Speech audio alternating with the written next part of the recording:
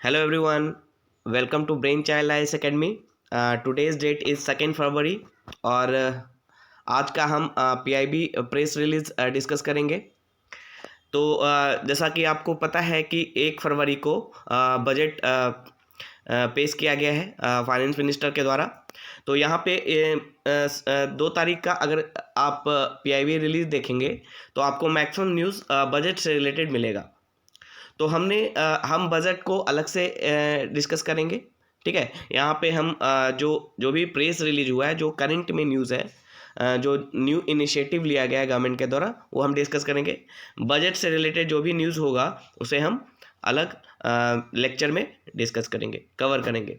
Okay, तो first news है हमारे लिए, फर्स्ट न्यूज़ है total coal production in the country and efforts to enhance quality. ठीक है, तो अगर यहाँ पे देखें total coal production in the country and efforts to enhance quantity, तो टोटल प्रोडक्शन कोल प्रोडक्शन क्या है? दिसंबर 2021 तक इंडिया में टोटल कोल प्रोडक्शन कितना हुआ है? तो state wise raw coal production in the country during 2020-21 and 2021-22 दिसंबर 2021 तक। तो 20-21 का और 21-22 का हम टोटल कोल प्रोडक्शन देखेंगे, raw coal production state wise. तो यहाँ पे अगर देखें तो मैक्सिमम जो कोल प्रोडक्शन हुआ है, मैक्सिमम कोल प्रोडक्शन है वो है 2021-22 में, वो है उड़ीसा में। ठीक है, तो मैक्सिमम रॉ कोल प्रोडक्शन 2021-22 में उड़ीसा में हुआ है। आप देख सकते हैं 2020-21 में जो कोल प्रोडक्शन था वो 154.150 एंड 2021-22 में 127.928, यानी कोल का प्रोडक्शन घटा है इस साल। ठीक है, और ये मिलियन टन्स में है। तो सबसे ज़्यादा अगर हम स्टेट वाइज देखें तो सबसे ज़्यादा प्रोडक्शन 2020-21 में छत्तीसगढ़ में हुआ था। ठीक है, 158 पॉइंट, ठीक है 158.409, 2020-21 में 158.409 हुआ था सबसे ज़्यादा कोल प्रोडक्शन छत्तीसगढ़ में। और लेकिन 2021-22 में ये घटकर 98 मिलियन टन्स हुआ है, 98.55 मिलियन टन्स हुआ है। तो 2021-22 में जो लेटेस्ट डेटा है उसके अनुसार 2021-22 में सबसे ज़्यादा कोल का प्रोडक्शन उड़ीसा में हुआ है 127.928। देखिए ये सबसे ज़्यादा है। ठीक है, 127.928 2021-22 में। ठीक है, लेकिन 2020-21 में सबसे ज़्यादा कहाँ था? छत्तीसगढ़ में 158.409। ठीक है, तो ये याद रखेंगे, इस साल सबसे ज़्यादा कोल का प्रोडक्शन हुआ है उड़ीसा में 127.928 मिलियन टन्स।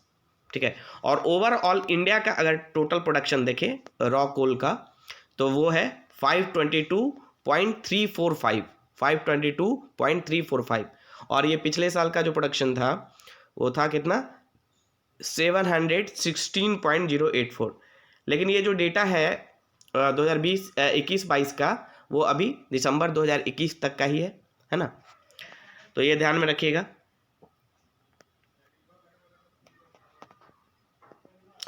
तो as per the initial study report of NITI Aayog, the estimated coal demand of various sectors, example power generation. Coal का डिमांड किन किन सेक्टर्स में किया जाता है? पावर जनरेशन में, आयरन एंड स्टील में। ठीक है, पावर जनरेशन मतलब थर्मल पावर प्लांट में, आयरन एंड स्टील में, सीमेंट इंडस्ट्री में, एल्युमिनियम इंडस्ट्री में, एंड कैप्टिव पावर प्रोडक्शन में। कैप्टिव पावर प्रोडक्शन क्या होता है कि जो भी थर्मल पावर प्लांट होते हैं वो क्या करते हैं? देखिए थर्मल पावर प्लांट दो तरीके से प्रोडक्शन करते हैं। एक क्या करते हैं, एक तो वो कोयला खरीद कर करते हैं। ठीक है, दूसरा वो क्या करते हैं, वो कोल माइंस को लीज पे ले लेते हैं। ठीक है, वो कोल माइंस को लीज पे ले लेते हैं, और लीज पे लेने के बाद वो अपना थर्मल पावर प्रोड्यूस करते हैं। ठीक है, और साथ में जो कोयला उनके पास बचता है वो बेच भी सकते हैं। उसके लिए हम आगे पढ़ेंगे क्या रूल है कि 50% जो भी उनका प्रोडक्शन है उसका 50% वो बेच सकते हैं, जो यूज होने के बाद कोयला उनके पास। इसे कहा जाता है कैप्टिव माइंस, यानी कुछ थर्मल पावर प्लांट क्या करते हैं, कुछ माइंस को लीज पे ले लेते हैं और उससे वो पहले कोयला को प्रोड्यूस करते हैं, कोयला निकालते हैं और फिर उसे थर्मल एनर्जी प्रोड्यूस करते हैं, थर्मल प्लांट में इलेक्ट्रिसिटी प्रोड्यूस करते हैं। तो गवर्नमेंट के द्वारा कई सारे एक्शन लिए गए हैं, कई सारे इनिशिएटिव लिए गए हैं कोयला के प्रोडक्शन को बढ़ाने के लिए, ठीक है, इंडिया में। तो सबसे पहला है कमर्शियल ऑक्शन ऑफ कोल। सबसे पहला इनिशिएटिव क्या है, commercial auction of coal on revenue share mechanism. यानी अब जो मॉडल कैसा है कि जो ऑक्शन, जो कोल माइंस का ऑक्शन किया जाता है वो किस आधार पे होता है, रेवेन्यू शेयर मैकेनिज्म। मतलब आप कोयले का खदान खरीदें, ठीक है, और उसमें जो भी आपका प्रॉफिट होगा उसको शेयर करें।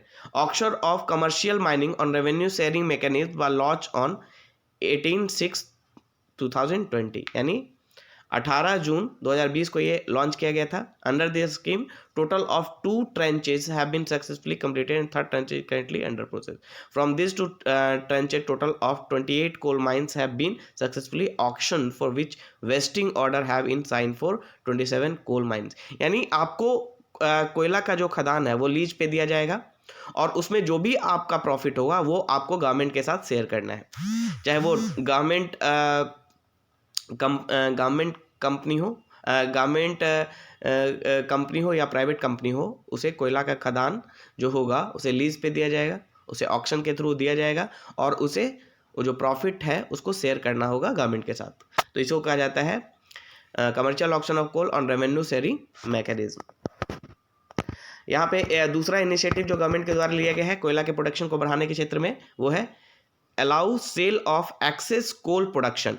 यानी इसमें क्या है कि जो मिनरल कंसेशन रूल है 1960 उसको अमेंड कर दिया गया है और उसमें ये बोला गया है कि ये जो कैप्टिव माइंस हो गए, कैप्टिव माइंस क्या होते हैं, जैसे कोई भी कंपनी है, ठीक है, वो थर्मल पावर प्लांट की कंपनी है या फिर आयरन इंडस्ट्री है, वो क्या करती है, कोयला के खदान को लीज पर ले लेती है, ठीक है, और उससे वो आयरन प्रोड्यूस करती है या इलेक्ट्रिसिटी प्रोड्यूस करती है। थर्मल पावर कंपनी अगर तो इलेक्ट्रिसिटी प्रोड्यूस करती है और आयरन स्टील कंपनी है तो आयरन एंड स्टील प्रोड्यूस करती है, ठीक है। और जो कोयला बच जाता है उसमें इस रूल में अमेंडमेंट करके ये बोला गया है कि जो कोयला बच जाएगा उसका 50%, मतलब जो भी आपने प्रोड्यूस किया एक साल में उसका 50% आप, ठीक है,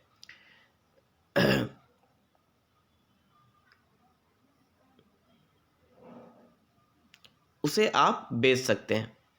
सेल ऑफ कोल और लिग्नाइट, यहाँ पे देखिए, सेल ऑफ कोल और lignite on payment of additional amount by the lease of A captive mine up to 50% of the total coal or lignite produced in a financial year after meeting the requirement of the end-use plant linked with the mine। अब उस mine के साथ जो भी plant linked है, iron steel plant है तो वो अपना जो भी ज़रूरत है वो पूरा कर लेगा, थर्मल पावर प्लांट है तो इलेक्ट्रिसिटी जो भी प्रोड्यूस कर लेगा और जो कोयला बचेगा उसे वो बेच सकता है। कितना बेच सकता है, जितना वो फाइनेंशियल ईयर में प्रोड्यूस किया है उसका 50%।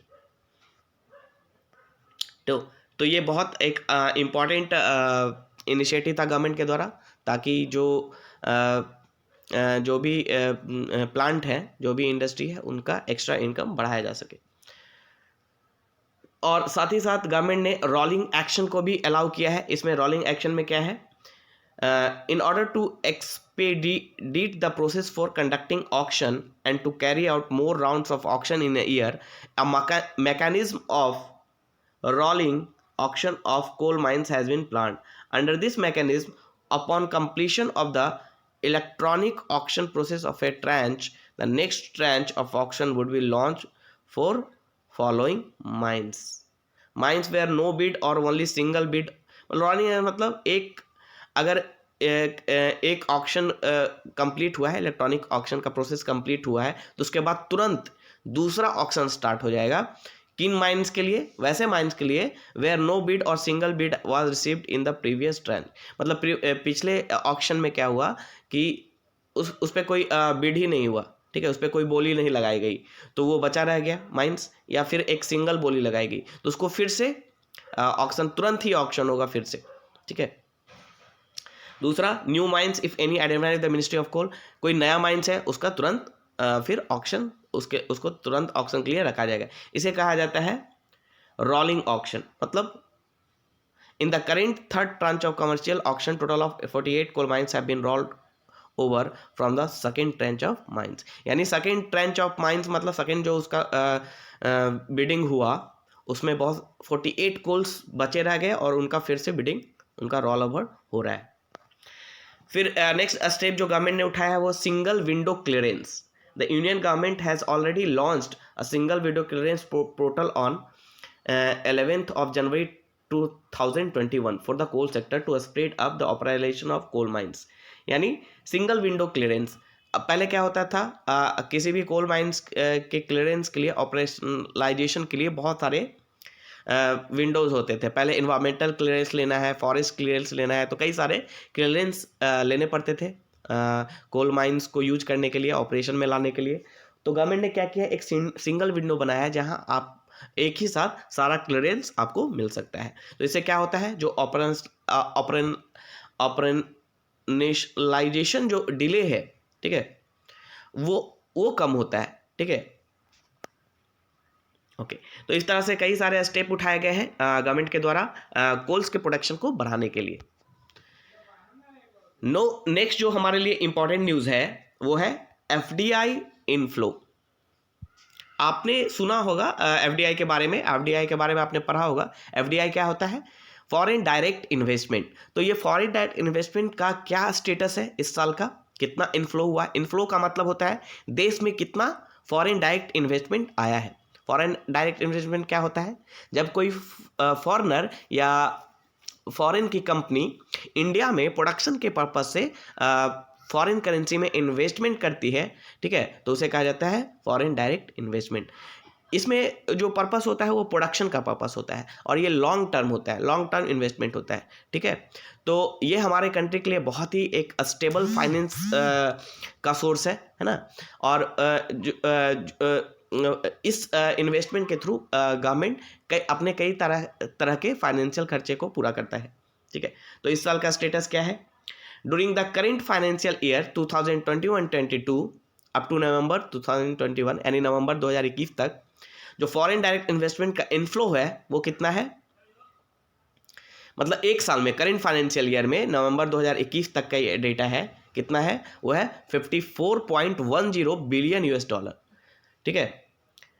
और इसमें पिछले 3-4 साल का जो एफडीआई का इनफ्लो है वो दिखाया गया है। तो 2018-19 को अगर हम देखें तो उस साल जो एफडीआई का फ्लो था वो था 62 billion US dollar.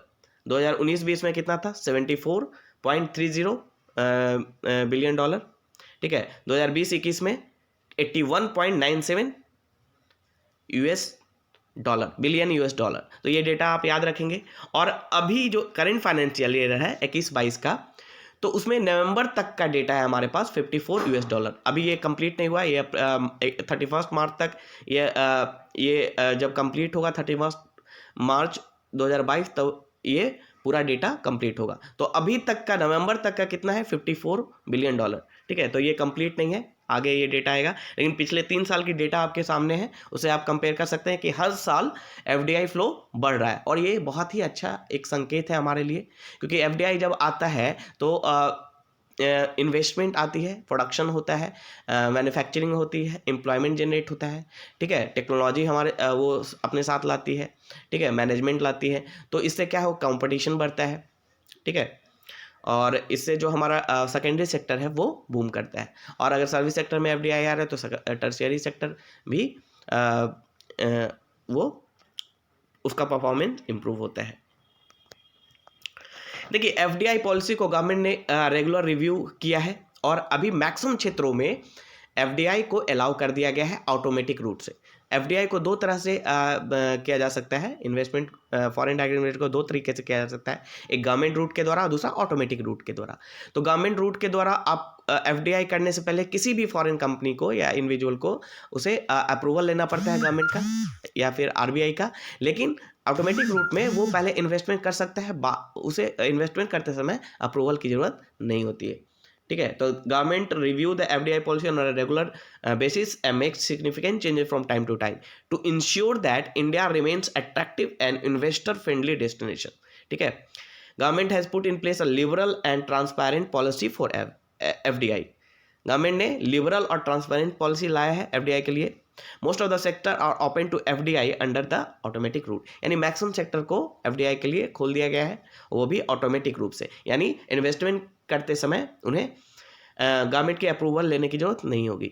To further liberalize and simplify FDI policy for providing ease of doing business and attract investments, reforms have been undertaken recently across sectors such as coal mining, contract manufacturing, digital media, single brand retail trading, civil aviation, defense, insurance, and telecom.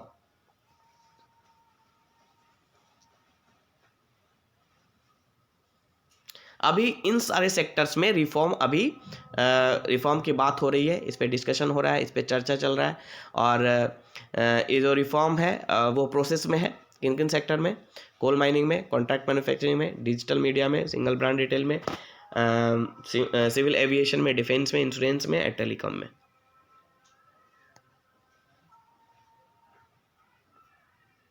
तो sector wise अगर हम detail देखते हैं यहाँ पे अप्रैल 2021 से नवंबर 2021 के बीच में जो एफडीआई का फ्लो हुआ सेक्टर वाइज, वो हम यहाँ पे देख सकते हैं। तो सबसे ज़्यादा इनफ्लो किस में हुआ है? अगर हम देखें तो सबसे ज़्यादा inflow computer software and hardware के क्षेत्र में हुआ है, यानी कंप्यूटर सॉफ्टवेयर एंड हार्डवेयर के क्षेत्र में सबसे ज़्यादा इनफ्लो हुआ है एफडीआई का 2021 में। ठीक है, तो ये इंपॉर्टेंट डेटा हो सकता है हमारे लिए। कंप्यूटर सॉफ्टवेयर एंड हार्डवेयर के क्षेत्र में ये सबसे ज़्यादा एफडीआई का इनफ्लो हुआ है, तो ये ध्यान में रखेंगे। ठीक है, कितना है? 9063 मिलियन यूएस डॉलर। ओके, तो नेक्स्ट न्यूज़ क्या है?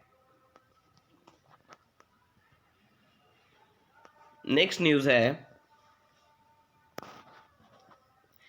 API manufacturers. एपीआई मैन्युफैक्चरर्स, देखिए एपीआई क्या होता है? एपीआई का मतलब है active pharma ingredients, active pharma ingredients manufacturing. ठीक है, एक्टिव फार्मा इंग्रेडिएंट्स मैन्युफैक्चरिंग। देखिए इंडिया फार्मास्यूटिकल के क्षेत्र में थर्ड लार्जेस्ट प्रोड्यूसर है। ठीक है, लेकिन इंडिया को अपने रॉ मटेरियल के लिए चाइना जैसे कंट्री पे निर्भर रहना पड़ता है, क्योंकि इंडिया खुद उन रॉ मटेरियल्स का प्रोडक्शन ज़्यादा नहीं करता है, और इसीलिए रॉ मटेरियल के प्रोडक्शन को इनहेंस प्रमोट करने के लिए गवर्नमेंट कई सारी पॉलिसी लेकर आ रही है। ठीक है, तो एक्टिव फार्मा इंग्रेडिएंट मैन्युफैक्चरिंग उसी में से एक पहल है।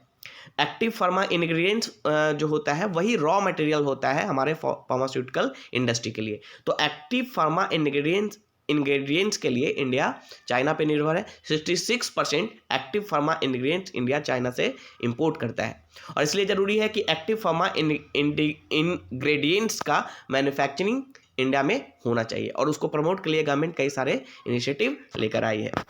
तो detail of the scheme, India is the third largest player globally in pharmaceuticals in terms of volume के टर्म में, and is the largest supplier of low cost generics and vaccine to the world. और India third largest pharmaceutical producer है volume में।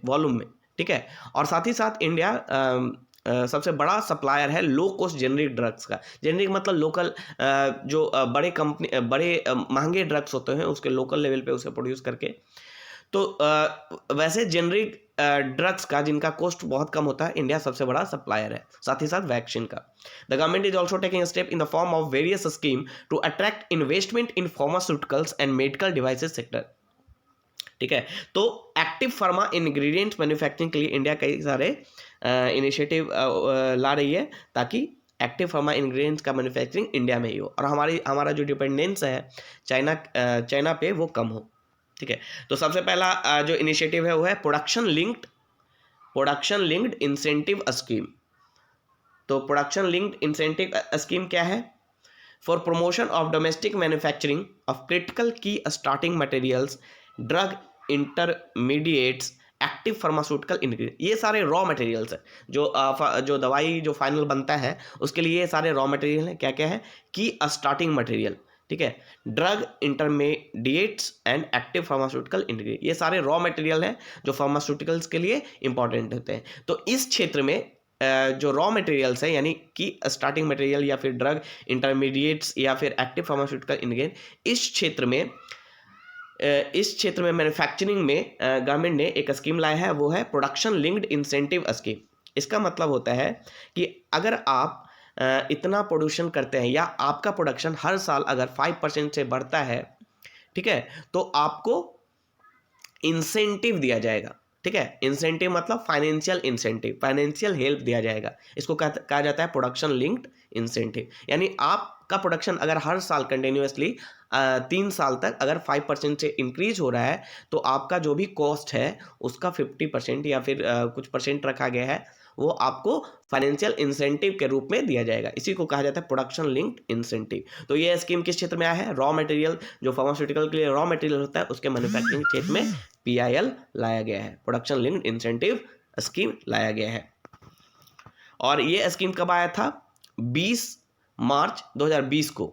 ठीक है, और इसका मकसद क्या था कि जो भी की स्टार्टिंग मटेरियल हैं या फिर ड्रग्स इंटरमीडिएट्स हैं या फिर एक्टिव फार्मास्यूटिकल इंग्रेडिएंट्स हैं जो कि रॉ मटेरियल बोला जाता है इनको, इनका प्रोडक्शन डोमेस्टिक लेवल पे बढ़े। और इस स्कीम का टेन्योर है 2021 से लेकर 29-30 तक। ठीक है,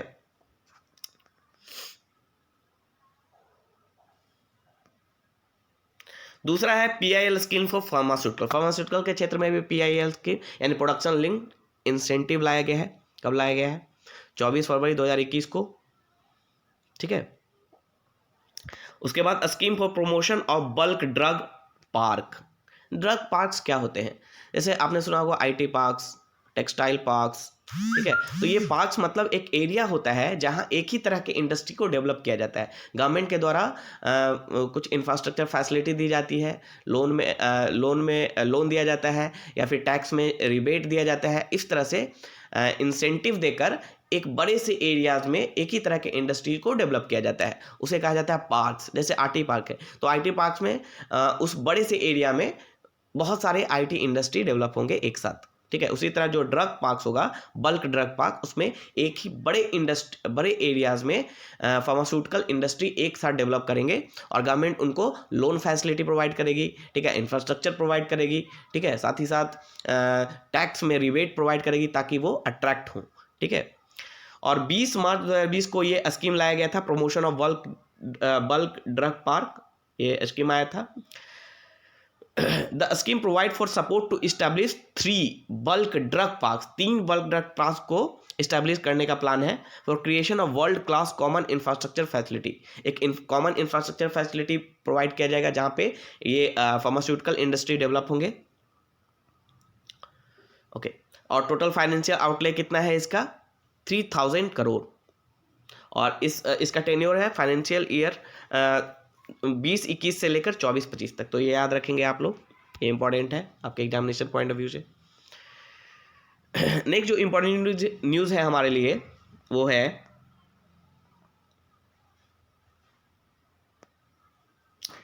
Chhattisgarh become 35th state UTs to implement one nation one ration card. ये देखते हैं।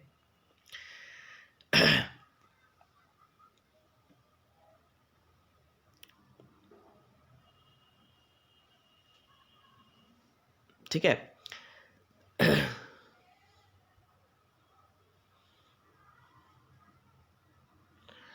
ओके, तो one nation one ration card. One ration card का मतलब क्या है? मतलब कि जैसे देखिए, आपका राशन कार्ड जो बनाया जाता था जो पब्लिक डिस्ट्रीब्यूशन सिस्टम के पर्पज से या फिर टारगेटेड पब्लिक डिस्ट्रीब्यूशन पर्पज से या फिर नेशनल फूड सिक्योरिटी एक्ट है उसके तहत जो आपका राशन कार्ड बनाया जाता है, वो पहले क्या होता था? आप जिस स्टेट से हैं उसी स्टेट का आपका राशन कार्ड होता था, या जिस जगह से हैं, जिस डिस्ट्रिक्ट से हैं उस डिस्ट्रिक्ट का आपका राशन कार्ड बनता था। लेकिन अगर आप बाहर जाते थे, आप काम करने वाले हैं, आप माइग्रेंट वर्कर हैं और आप बाहर जा रहे हैं, तो वहाँ आप उस कार्ड का लाभ नहीं उठा पाते थे। इसलिए गवर्नमेंट ने एक स्कीम लाया था, one nation one ration card. यानी आपका अगर राशन कार्ड बनता है, आपके पास अगर कोई राशन कार्ड होता है जिसके थ्रू आप पब्लिक डिस्ट्रीब्यूशन सिस्टम के लिए एलिजिबल होते हैं, ठीक है, तो उस केस में उस राशन कार्ड का इस्तेमाल आप ऑल ओवर इंडिया में कहीं भी कर सकते हैं। उसे ही, उस स्कीम को ही कहा गया one nation one ration card. तो छत्तीसगढ़ को वन राशन वन कार्ड के अंतर्गत जोड़ा गया है और ये 35वां स्टेट या यूनियन टेरिटरी है जो one nation one ration card के प्लान में जुड़ा है, ठीक है। और covering almost 96.8% national food security act population. अब 35 स्टेट यूनियन टेरिटरी के जुड़ने के बाद लगभग 96.8% नेशनल फूड सिक्योरिटी एक्ट के तहत जो बेनिफिशियरी हैं उनको जोड़ लिया गया है।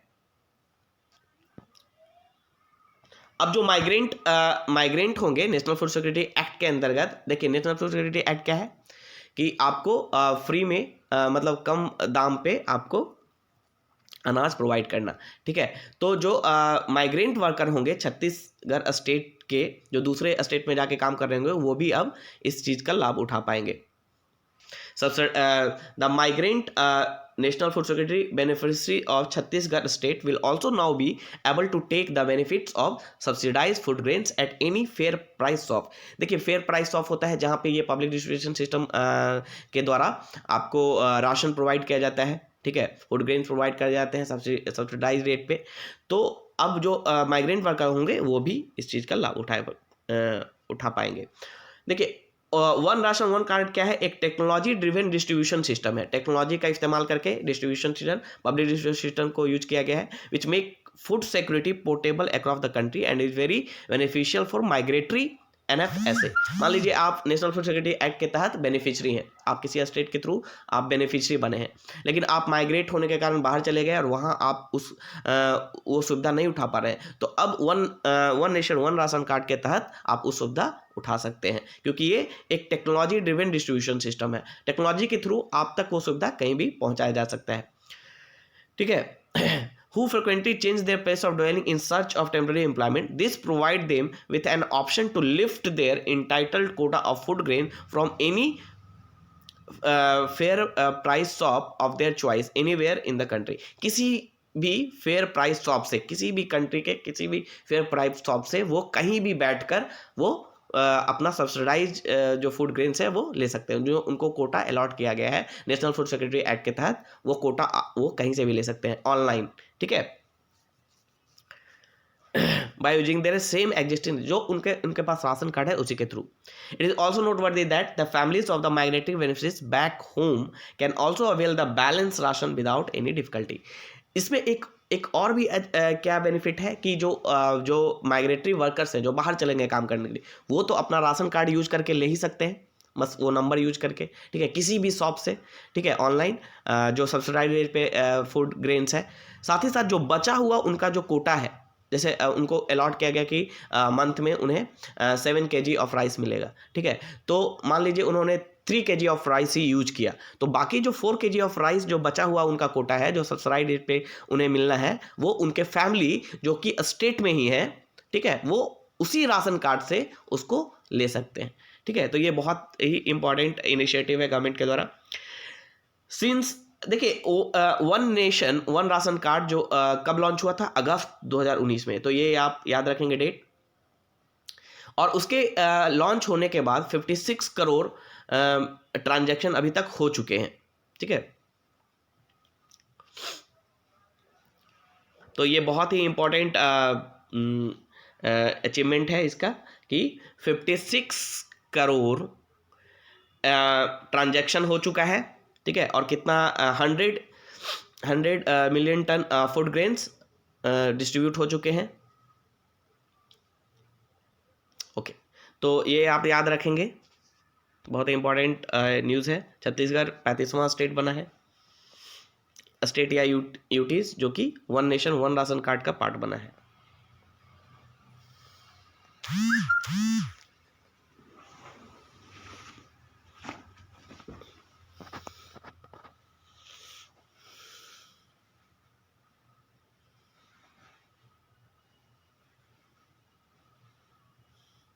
ओके, एक और इंपॉर्टेंट न्यूज़ है यहाँ पे, introducing millets in mid day meal scheme. देखिए, आपको पता है कि मिड डे मील स्कीम के पीरियड को 5 साल के लिए बढ़ा दिया गया है, यानी 22 से 27 तक, और ये इसको एक्सटेंड कर दिया गया है 21 से 26 तक, इसे एक्सटेंड कर दिया गया है। साथ ही साथ जो मिड डे स्कीम है उसका नाम चेंज करके पीएम पोषण अभियान कर दिया गया है। तो इसमें मिलेट को इंट्रोड्यूस किया गया है, यानी मिड डे मील स्कीम में जो स्कूल में मिल प्रोवाइड किए जाते हैं for the security of nutritional security के लिए, तो उसमें अब मिलेट को भी जोड़ा गया है, मिलेट भी इंट्रोड्यूस किया। मिलेट क्या होता है?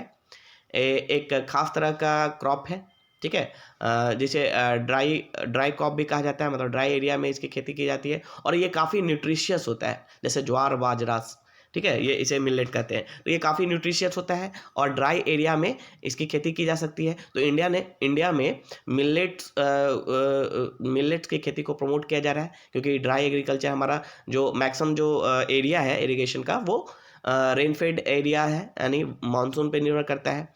तो ड्राई फार्मिंग को अगर प्रमोट किया जाता है, यानी मिलेट्स के खेती को प्रमोट किया जाता है, तो न्यूट्रिशनल सिक्योरिटी के साथ साथ फार्मर का इनकम को भी सिक्योर किया जा सकता है। और मिलेट के प्रोडक्शन में अगर इंडिया बेहतर करता है, तो मिलेट्स का उपयोग करके हम मिलेट्स को मिड डे मील स्कीम के थ्रू बच्चों को वो प्रोवाइड कर सकते हैं, ताकि उनका न्यूट्रिशनल सिक्योरिटी इंश्योर हो, ठीक है।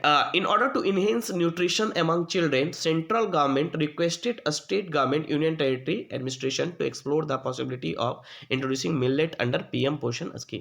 यानी जो पीएम पोषण स्कीम है, यानी जो मिड डे मील स्कीम था पहले, उसको 5 साल के लिए बढ़ा दिया गया है और उसका नाम चेंज कर दिया है पीएम पोषण स्कीम। उसके तहत सेंट्रल गवर्नमेंट ने स्टेट गवर्नमेंट और यूनियन टेरिटरी को रिक्वेस्ट किया है कि आप मिलेट को इंट्रोड्यूस कीजिए पीएम पोषण स्कीम के तहत, ताकि बच्चों का न्यूट्रिशन इनहेंस हो, ठीक है, क्योंकि मिलेट काफ़ी न्यूट्रिशियस फूड होता है। It is suggested to introduce millet coarse grain, इसे कोर्स ग्रेन भी कहा जाता है, इसके ज्वार बाजरा, introduce coarse grain based menu once a week, कम से कम सप्ताह में एक बार बच्चों को मिलेट बेस्ड मीनू प्रोवाइड किया जाए। And also conduct cooking competition एवं cook cum helper to popularize millet based recipe, और साथ ही साथ एक कुकिंग कॉम्पिटिशन भी कराया जाए, जिससे कि मिलेट के रेसिपी को प्रमोट किया जा सके। It is also suggested to prepare a small videos for creating awareness about the goodness of millet, और स्मॉल वीडियो क्रिएट किया जाए ताकि मिलेट के गुडनेस को के बारे में लोगों को अवेयर किया जा सके, ठीक है। और नीति आयोग भी इस क्षेत्र में कार्य कर रहा है, मिलेट को प्रमोट किया जा रहा है पीएम पोषण स्कीम के तहत, ठीक है, okay. The scheme provides for 3 types of food grains, wheat, rice and course grains. Food grains are allocated as proposed by state government, union territory administration as per their requirement in aluminum work plan and budget. देखिए, जो scheme जो provide कर रहा है, जो PM Poshan scheme है, वो 3 तरह के फूड को 3 तरह का फूड दे रहा है, व्हीट, राइस और कोर्स ग्रेन यानी millet. Okay, so this is very important news from our examination point of view. तो बाकी जो न्यूज़ आपको दिखेगा, ये बहुत सारा न्यूज़ बजट से रिलेटेड है, और बजट को हम लोग अलग से कवर करेंगे, अलग से एक वीडियो मैं डिस्कस करूँगा आप लोगों के साथ, ठीक है। तो आज के लिए बस इतना ही, थैंक यू।